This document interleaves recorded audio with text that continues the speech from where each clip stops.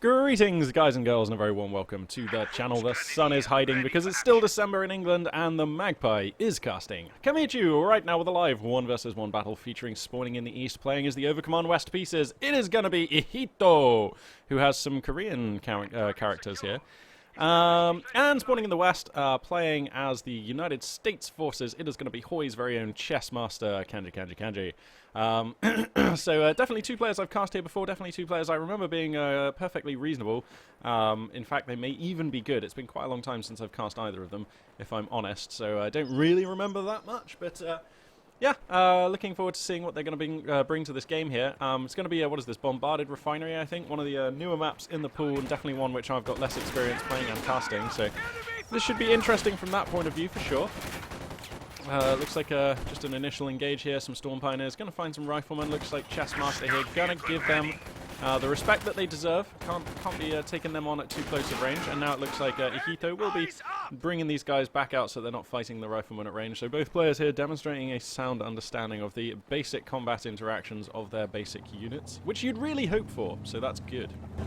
That's a Kugelwagen. It's capping. Nice stuff. I do love me a good Kugelwagen. I still pine for the old Kugelwagen with the you know, the firing arc and the suppression. I do miss that. But hey ho, you can't have everything, and nowadays Kugelwagens can capture. Anyway, looks like these Storm Pioneers kind of getting a bit caught out here. 3 American squads going to be converging on them. They try to get into a building, but that still is going to be pretty terrible trading. I don't like staying here at all, so looks like they'll be staying in this cover for long enough to buy the Kugelwagen, time enough to come into town, come into the hood here. Awkwardly reversing in, has to turn around, which is going to delay it just even a little bit longer. Gets quite close as well. I think that's possibly too close. You don't want those riflemen to, you know, be tempted to focus fire your Kugelwagen, really. And now, the DPS is actually coming down. There are still 3 Storm Pioneers in this building, so this has actually been a reasonably profitable engage. If you look at the amount of deep damage that's been put onto these riflemen here, it's actually not too awful. Volksgrenadiers going to be running on in here. Storm Pioneers on their last legs. They will be falling back soon, but they're just staying here to absorb up, sponge up as much damage as they can. But this is actually quite a sweet take here from the Overcommand player. I thought for sure, looking at the forces going in, that he wouldn't be able to get this much work done, but he has, so credit to Ihitto here. Another squad of Riflemen, though, going to be joining from the south, and that ought to put paid to this now. There are just 5 Volks and a Kugelwagen still fighting here. But they're still trading effectively, really. Although, actually, you know what? Look at how many riflemen that is. Oh, you just want a rifle grenade to just get, or a mortar round, or just anything, but no such recourse. Kugelwagen grabs itself a star of veterancy, going to be going. It's got 1 kill. Woo! Yeah. Look at how much damage has been put onto these rifleman squads. I swear these Volks will have a ton of veterancy by comparison. Yeah, 7 kills and a lot of veterancy compared to the riflemen who've been eking out veterancy under very hard circumstances here. And I'm pretty sure that with 1 squad of Volksgrenadiers, 1 squad of Storm Pioneers, and 1 Kugelwagen, this Overcommand player Ihitto just took out, or managed to force back, 3 Rifleman squads and a rear echelon squad. So, you know, when you consider the relative amounts of manpower involved there, no mean feat. Absolutely not. That's quite the achievement there for the Overcommand player. Not often you get to see that. You know, there's normally something else, like, you know, some indirect fire playing a part or something. Speaking of indirect fire, the American tube here, making itself known. Kugelwagen, I think, takes an indirect, you know, takes like a glancing hit and is going to fall back and try to repair that thing on a pixel of health, so has to play it cautiously now. And, let's just quickly take a look here at the tech for the American player. Seemingly no pick of an officer just yet. Does have the ambulance though, and that's going to enable him to heal up his units. This is such a small map though. Having your units standing around being idle like this really actually hurts, I think.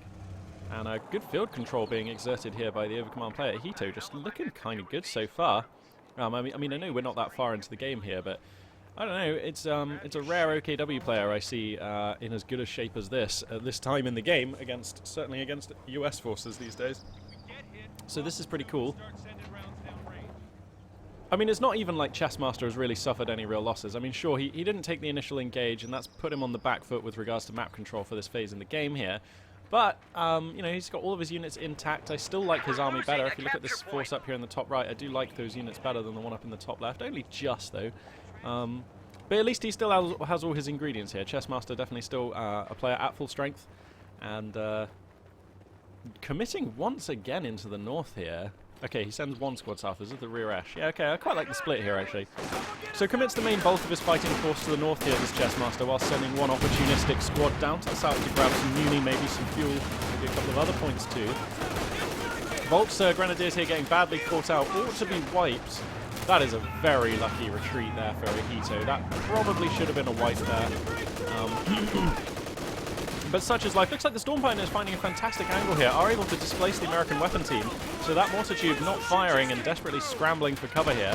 Kubelwagen Volk's Grenadiers here with a very nice engagement against some riflemen here. And the Storm Pioneers are able to close in for a little bit of damage. You can see Ihitto here queuing up the kills on the downed geezers.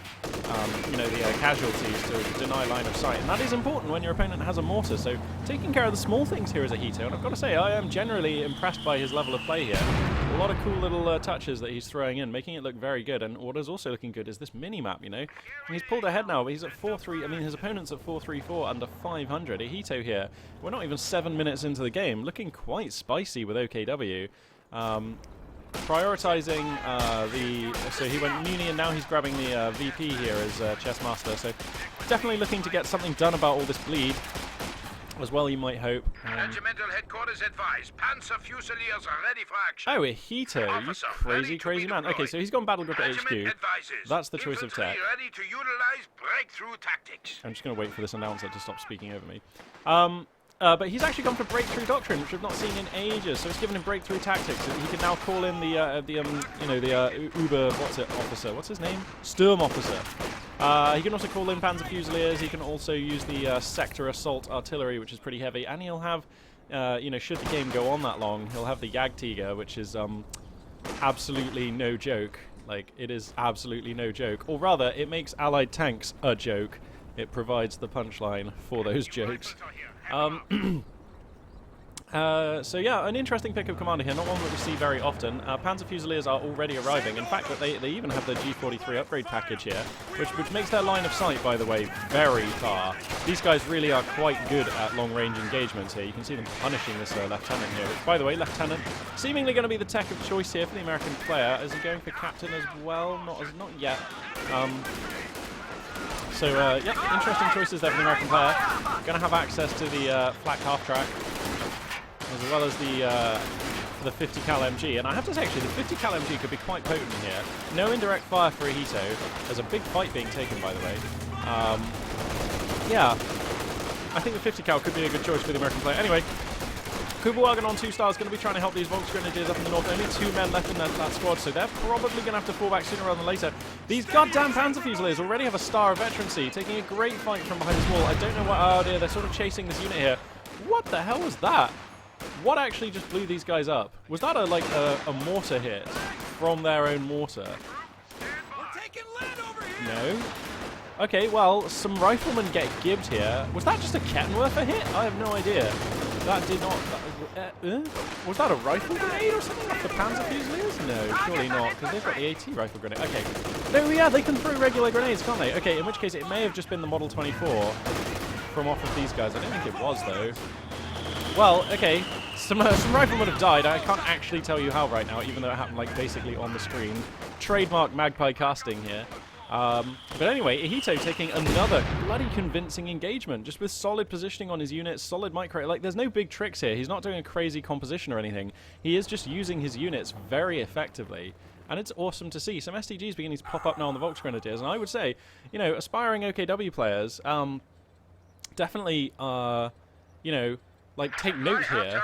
Ihitto putting together some pretty sweet moves, and it's not his composition, it's not entirely his composition. It's beginning to be his composition now that he's picked breakthrough, now that he's starting to take Panzer Fusiliers. But what really excites me is just the way he's using these units.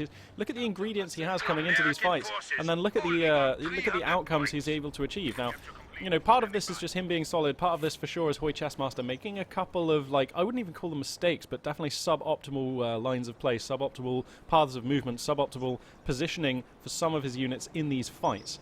But, I mean, you know, it is rare that you are able to optimally perform all of the things that I just said, so I don't even feel like he's playing badly. This is just looks like a really shiny game from Ihitto so far.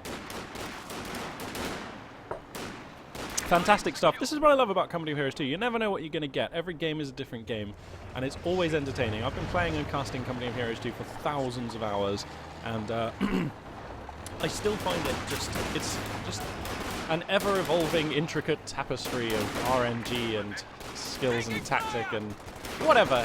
For me, I still find it really enjoyable. Anyway, enough about that. We will just zoom back into this game.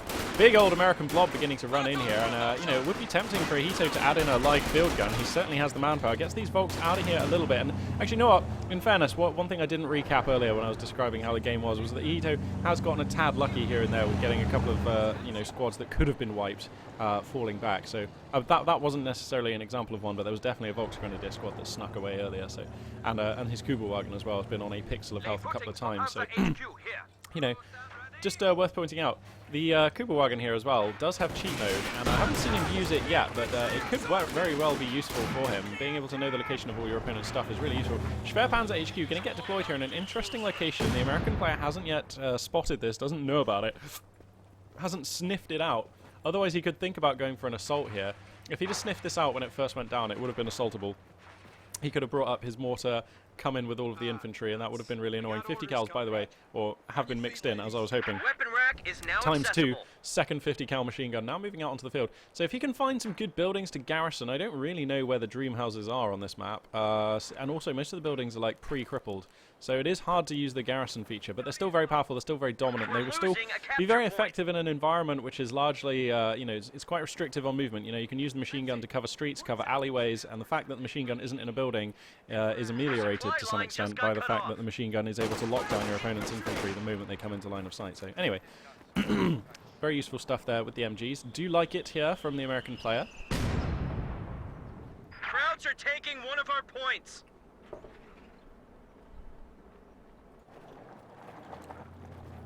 Panzer Shrek has also popped up on the Storm Pioneers, and that is going to be added into a Rakettenwerfer, which I haven't mentioned yet, but it's been on the field for a little while now. That is providing the anti-tank right now for Ihitto. No vehicular choice, unless you count the ambulance. No offensive vehicular choice yet from the American player. Judging by his fuel, he must have just taken Major Tech, I guess. No, he's actually going for Captain. Wow. Okay, interesting. Going to be doing a little bit of side teching here. I wonder if he fancies himself a Stuart or something weird. Second squad of Panzer Fusiliers are now on the scene. And this is a rare luxury for, you know, OKW players, having a 6-man squad, especially one as good as this. That is one of the great things about this breakthrough doctrine. And it's why we see great players like Helping Hands loving this commander. I haven't actually cast Helping Hands for a very long time, but time was when he used to play OKW. OKW for a while was his go-to Axis faction, and for sure Breakthrough Doctrine was probably, I would say, the one I would see him play in maybe half or more of his games.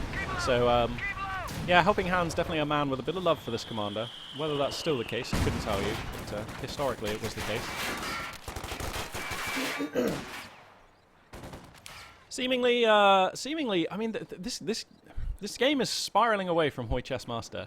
He's on 275 under 463, and he's just beginning to take back a great piece of field control here. So now is his moment, but it has been a rough game for him so far. This has been like nearly 14 minutes of OKW domination. I feel like now he's getting some OK engagements. Does he have heavy cav?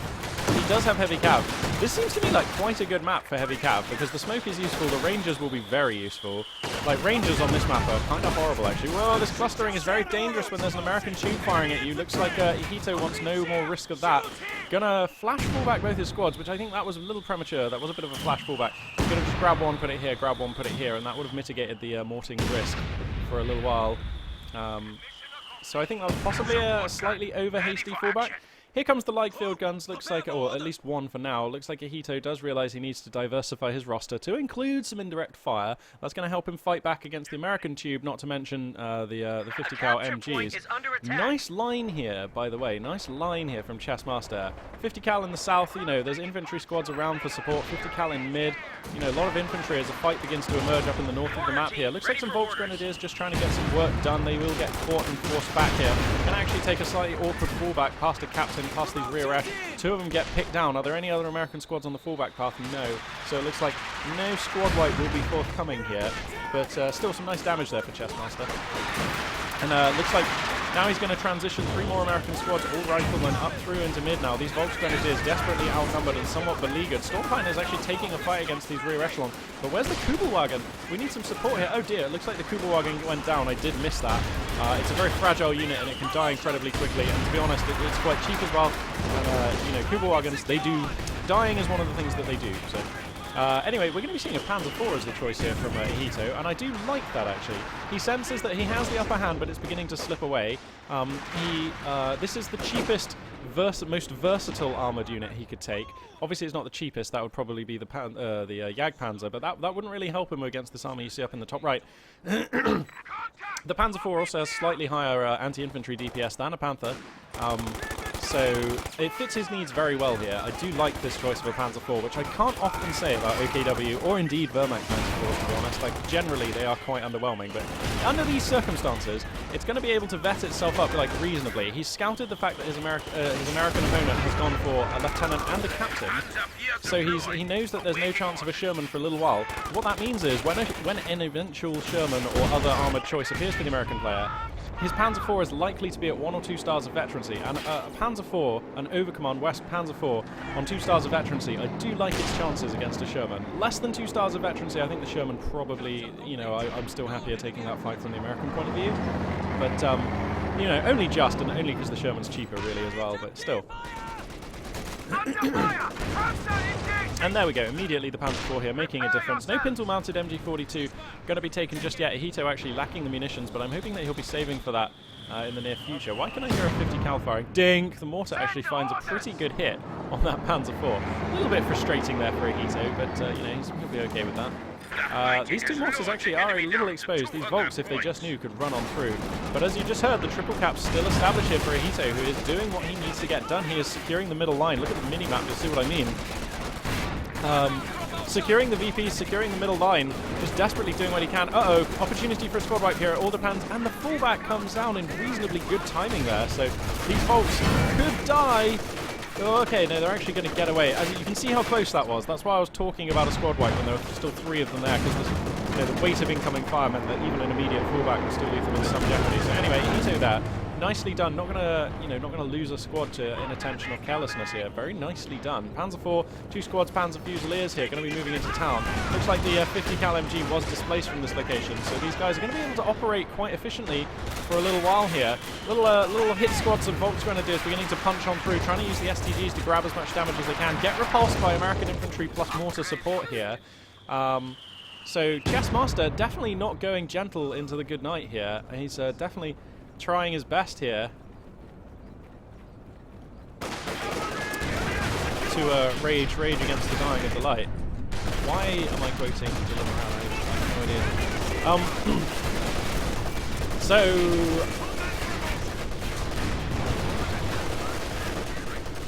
okay, so it looks like this 50 cal is going to get like shoved back. There is an AT gun, like M1 is now on the field for the American player. But this is a tough map to use anti-tank weapon teams on. Like, there's just a lot of line of sight blockers that the Panzers can use to get around your lines of sight and things. So, you know, it's tricky. It is definitely tricky to do what Chessmaster's trying to do here on this map. He's struggling so hard as well, and Ihitto is just smothering him so efficiently. I hope Ihitto is Korean, because like, he does have these Korean characters in his name, and it would hearten me to know that there are some kind of Koreans playing this game. Just because, you know, Koreans have that magic aura about them. When it comes to RTS, they are just very, very, very, very good at them. So it looks like Chessmaster is going to go ahead and pick a commander. He's decided now's the time. Heavy Cav is the pick here. So he's going to have access to Rangers. I do like this. What are they, 400 to call in? Yeah, 400. We just lost a unit. So I do like going, oh, the rear ash get cut down here. But I do like this pick, and I would love it if he could actually get some Rangers. I think Rangers with submachine guns could be the third lance, the tip of the spear he needs here to break through this heavily, you know, infantry-based roster from Chessmaster. Chessmaster beginning to stack up some more fuel here as well, so let's keep an eye on that and see how he plans to spend it, because that will be an interesting and revealing choice here. I mean, it's probably in his best interest just to save any additional fuel he gathers here, but oh man, there's like a sneak squad of Volks as well grabbing fuel in north. Just turbo annoying here for Chessmaster, who try as he might is just unable to grab 2 victory points for any length of time here. He's bled on down to 95 under 459. And I think even he would be hard-pressed to say this has been anything other than a very good game from Ihitto.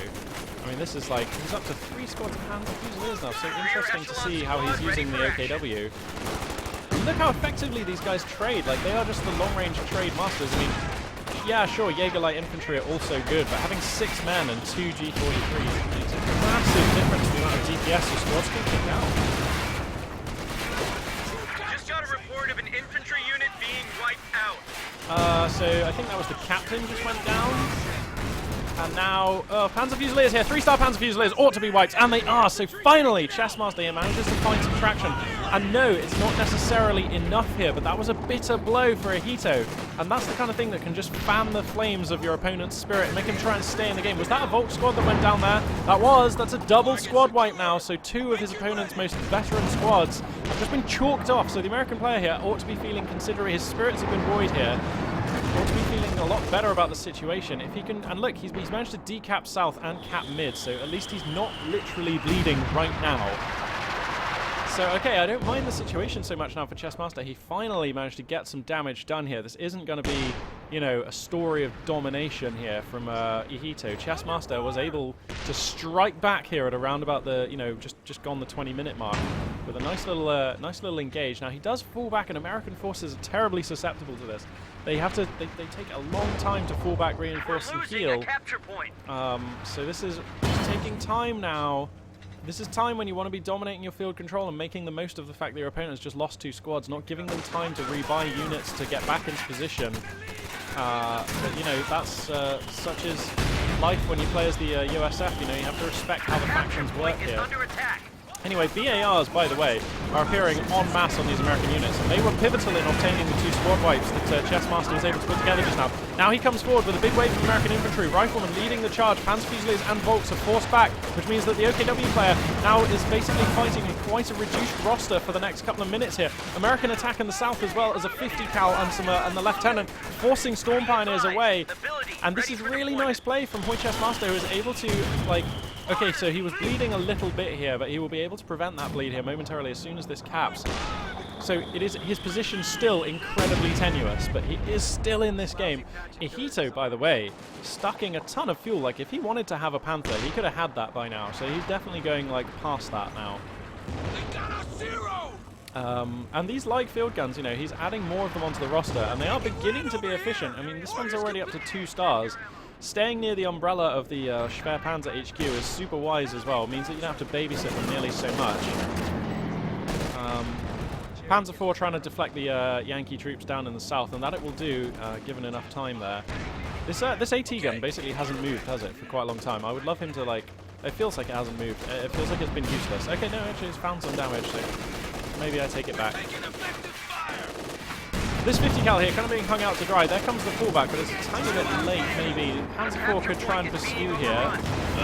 Okay, he's not going to get it, so that was well judged, I suppose, in the end by Chessmaster. But anyway, Volks here and Panzer Fusilier is going to be marshalling these points, hopefully. American forces are responding. 3 squads of riflemen, tons of veterancy and BARs on that. So actually, the DPS is definitely real enough to push back these OKW forces here. And now there's a Pershing on the field. The American Heavy definitely going to be the kingmaker on the field. We're going to have to see if there's going to be an additional armored choice here for Ihitto, who's going to have to respond to this Pershing. A Panzer IV will absolutely not cut the mustard here. And the American forces just pushing forwards, absolutely grueling damage being dealt to the OKW forces. Fallbacks come down in good time, and I don't think we're going to see any squad wipes. No action, no direct action going on anywhere else on the map right now, so it's all down here right now. And the American player, Chessmaster, is basically able to defend south. I mean, it has not fallen into OKW hands. Uh-oh, these riflemen, though, running out. They're overexposed. Storm Pioneers at this range are very good. Oh, he's going to lose those riflemen. Oh, that's devastating, because they also have the ARs.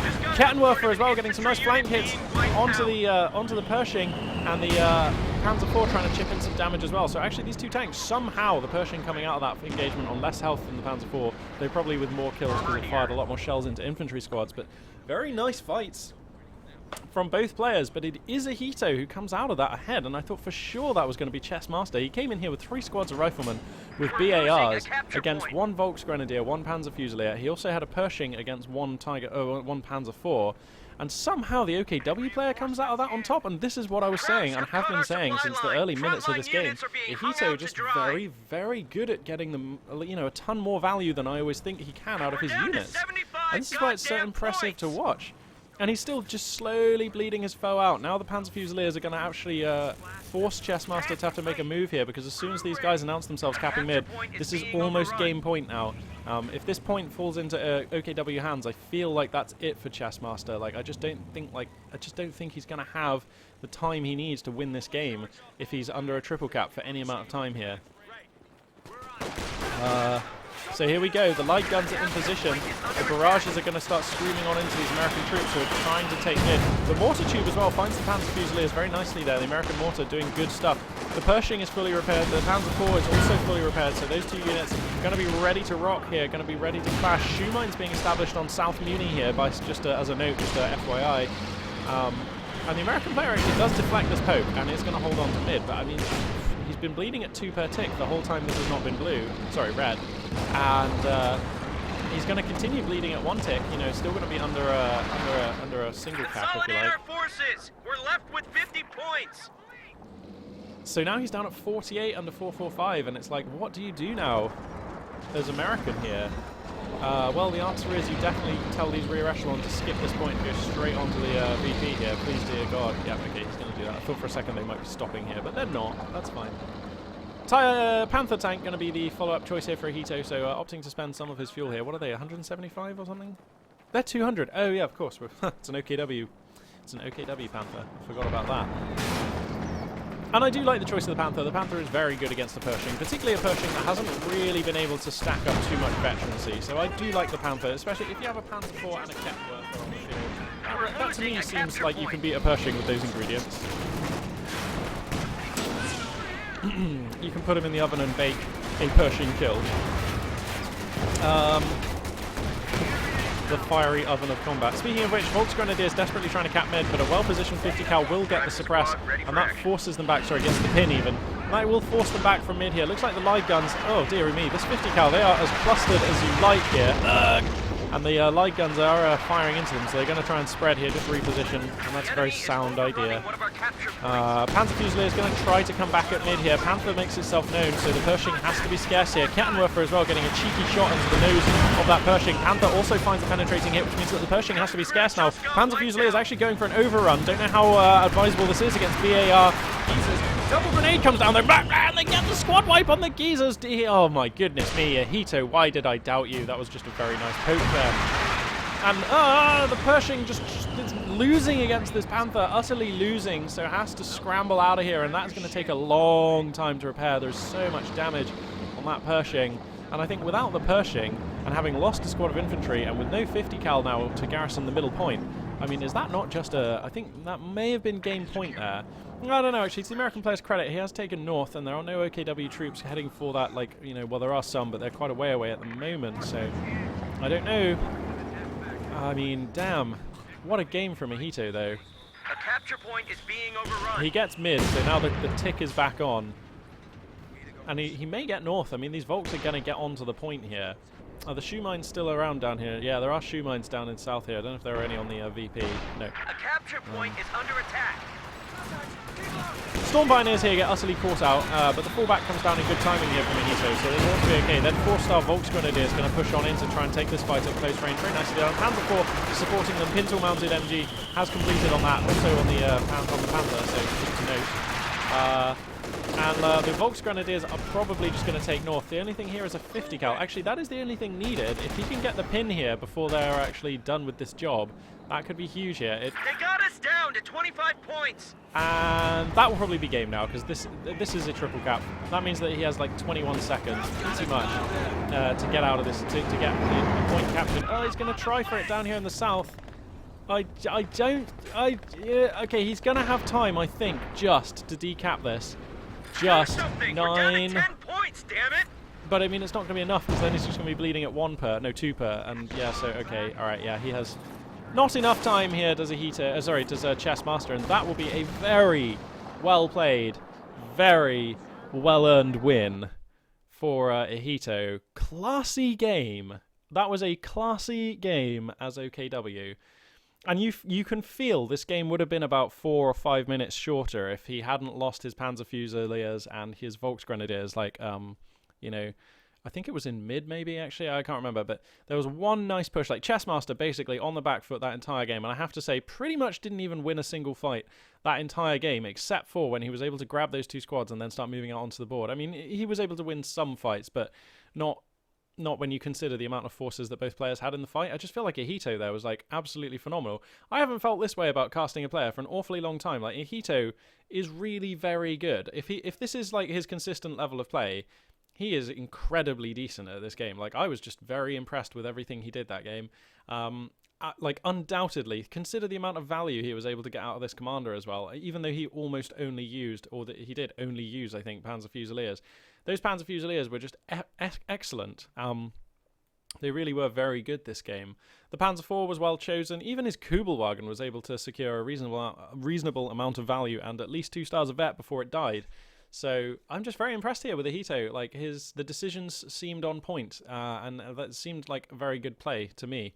Chessmaster, on the other hand, well, it definitely was competent play, definitely, you know, bordering on good play. I just feel like against Ihitto, he just didn't look that good. But I like I say, I feel like he actually played very well. Not particularly certain. I don't know about the choice of lieutenant. I honestly, I don't know what that did particularly, because the 50 cals weren't out very early, and they were helpful in the late game, but he could have back-teched a lieutenant for that. So I think I like captain better. I don't know. This is more of a lieutenant-y map. Like, I'll give him that. So maybe it was just a gut feel lieutenant pick, but I'm not convinced about his teching here, because he went lieutenant then captain and, like, never got to major. I suppose because he had Pershing, so that's fine.